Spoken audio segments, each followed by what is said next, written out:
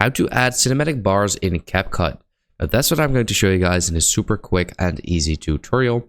I'm going to show you guys how to do this on my mobile phone, but this can be easily done on your PC as well. It's pretty much exactly the same. Now, what you want to do is, first of all, make sure that you have a video. So I just recorded this video real quick, just for the sake of this tutorial. Now, here at the bottom, we can see effects in the middle, bottom middle of my screen.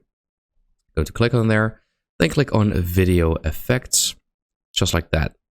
Now here at the top of this video effects section, we have a search bar.